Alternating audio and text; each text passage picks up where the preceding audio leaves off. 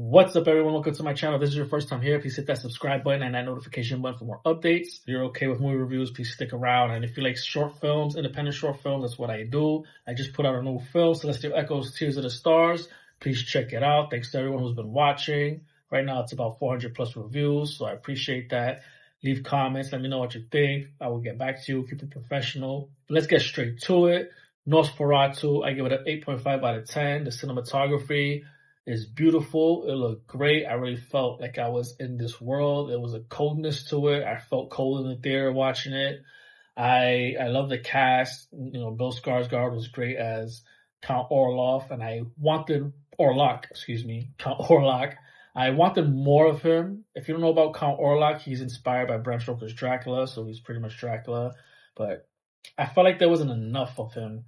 Like, there was one scene where he's with Lily Rose Depp, where he's, talking to her, and that was probably the longest scene that I remember that was with him in dialogue. But most cases, he just pops up. He pops up here and there, or he's in the shadows, whispering, and I wanted more action, more like horror from him, because I was just so engaged in that way. Not that he was very much engaging, because I wanted more of him, but I was engaged to want to see more of him.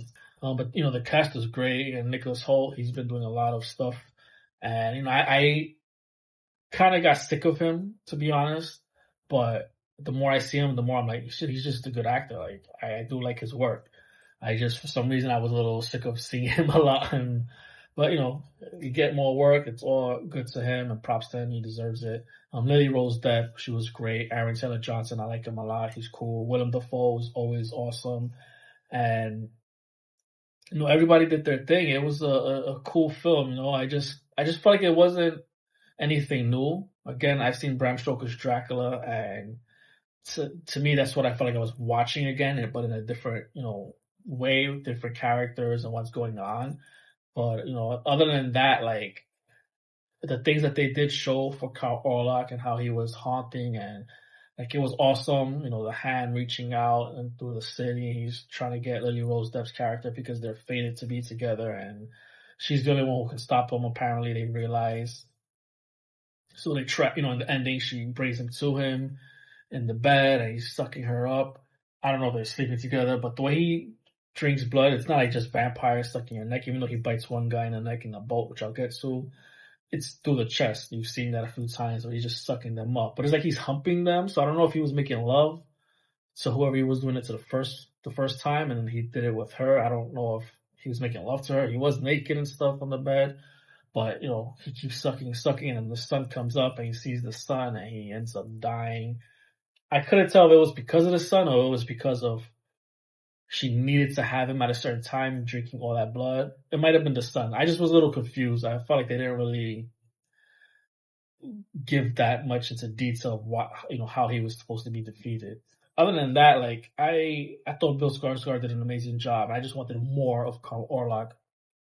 But again, it just wasn't a unique film. I felt like I've seen it before, and that was with Bram Stoker's Dracula. But that's not to take away from what this film is. Like, it was still its own thing. It still had its own feel, but in a lot of cases, I just felt like I've seen this before.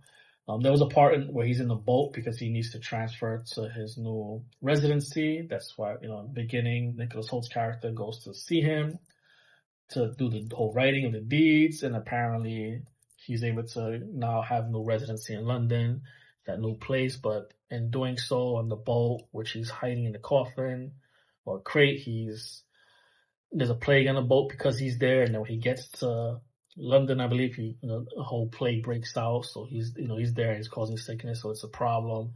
But that part of the boat, which was apparently a big chapter, I believe, in the book, it was pretty much a quick thing that happened in this film. But if you want to kind of get an idea or see something about that whole boat scenario with Dracula, and that, because he's Dracula, check out last year's film, The Last Voyage of the Demeter, I believe it's called, which focuses on Dracula in the boat. They're doing the whole transporting thing. So that's that chapter from that film, the Voyage of the Last Demeter, or the Last Voyage of the Demeter. I'm pretty sure I had spoken about it in a movie review last year. I had done it. Check that out if you want to see that portion, but that's what that focuses on.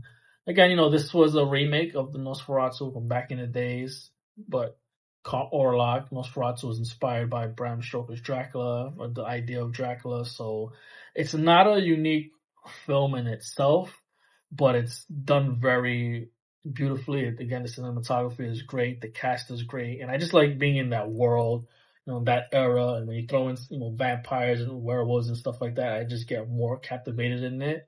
So, I mean, I would say check it out if you haven't seen it in theaters and you want to just watch something in the theaters and you don't know what to check out. I would still recommend it. But if you want to wait to rent it, I still say wait to rent it. You should still give it a watch.